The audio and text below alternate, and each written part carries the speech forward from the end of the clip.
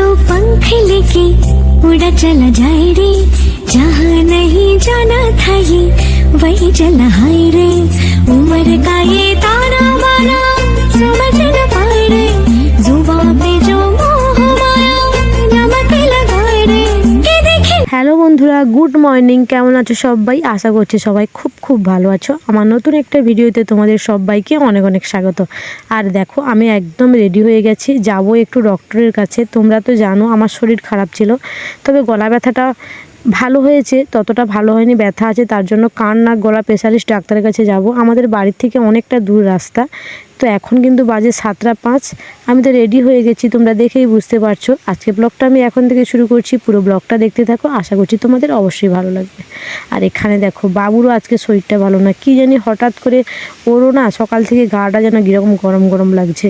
ও কিন্তু আমাদের সঙ্গে যাবে বলে কাঁদছিল। তোমরাই বলো, আমরা যাচ্ছি এই সকালে, কখন আসবো কোনো ঠিক নেই। তো এই শরীর খারাপ অবস্থায় কি ওকে নিয়ে যাওয়া যায়? এমনিতেই ওর শরীরটা ভালো না, তার উপরে যদি আবার গাড়ি জার্নি হয় আরও শরীর খারাপ লাগবে না বলো? আমরা যদি জানতাম নির্দিষ্ট টাইমে চলে আসবো তাহলে হয়তো ওকে নিয়ে যেতে পারতাম, কিন্তু আমরা যে ডাক্তার দেখে কখন বাড়ি ফিরবো সেটা আমরাও তো জানি না। তাহলে ওকে কোন ভরসায় নিয়ে যাব বলো? তাহলে ওর বেশি কষ্ট হবে না? এমনিতে শরীর ভালো না বলো? তার জন্য ওকে নিয়ে যাব না বলে ও কান্না করছে বলে ওকে আমি দেখো কীরকম কোলে শুয়ে শুয়ে আদর করাচ্ছি। যাই হোক, ওকে সামলে কিন্তু আমি আর তোমাদের দাদাভাই চলে এসেছি, মানে যেখানে আমাদের মেন রোড গাড়ি ধরতে হবে ওখানেই চলে এসেছি। এখানে এসে দেখি না গাড়ি পাচ্ছি না, অনেকটা সকাল তো তার জন্য গাড়ি আসতে একটু দেরি হচ্ছে।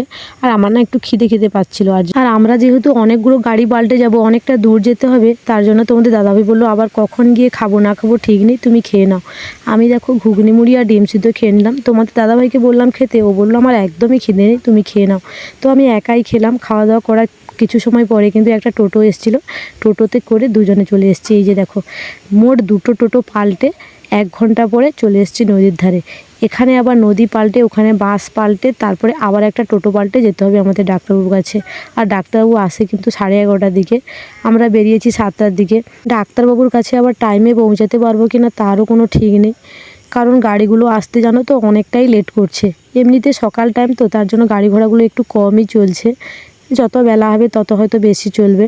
আর এদিকে দেখো, ভিডিও বানাতে বানাতে আমার অনেকটাই দেরি হয়ে গেছে। তোমাদের দাদাভাই অলরেডি আগে গিয়ে নৌকাতে উঠে পড়েছে। আর এখন যেহেতু সকাল টাইম, তার জন্য নৌকোতে কিন্তু অনেকটাই ভিড় কম। অন্যান্য সময় যখন আসি তখন কিন্তু নৌকোতে প্রচুর পরিমাণে ভিড় থাকে, তখন দাঁড়ানোরও মানে জায়গা পাওয়া যায় না, এতটা ভিড় থাকে। কিন্তু এখন একটু ভিড়টা কম। তো আমি আর তোমাদের দাদাভাই চলে এসেছি নৌকোতে। আচ্ছা, একটা কথা বলি, তোমরা কারা কারা এরকম নৌকো চড়তে ভালোবাসো বলো তো? আমার আবার জানো তো নৌকো চড়তে খুবই ভয় লাগে। নদী দেখতে আমার ভালো লাগে, তবে নদীতে নামতে আর নৌকো চড়তে এই দুটো করতে আমার সত্যি খুবই ভয় লাগে। নৌকোতে আমি খুব একটা চড়ি না, যখন হয়তো এখানে ডাক্তার দেখাতে আসি তখনই চড়া হয়। তোমাদের কার কার নৌকো চড়তে ভালো লাগে অবশ্যই কমেন্ট করে জানিও। যাই হোক, নৌকো পার করে তারপরে সোজা চলে এসেছি কিন্তু গাড়ি রাস্তাতে এসে বাসে উঠে পড়েছি। বাস পাল্টে আবার টোটোতে করে কিন্তু যেতে হবে। বাস থেকে নেমে দেখি আরেক কাণ্ড, প্রচুর পরিমাণে বৃষ্টি হচ্ছে। টোটো একটা ধরতে যাব, সেই সময় দেখি না প্রচুর বৃষ্টি হচ্ছে। এখানেও লেট।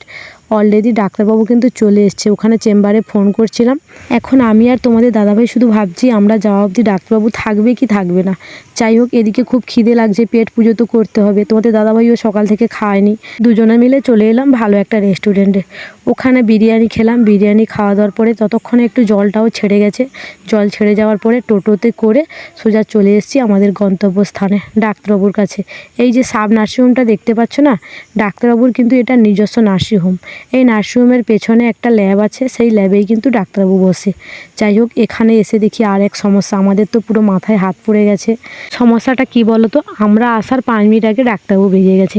এবার ডাক্তার দেখাবো কি করে? এতদূর গাড়ি জার্নিং করে এসেছি, যেটার জন্য এসেছি সেই কাজটাই যদি না হলো, এসে বা কী লাভ হলো?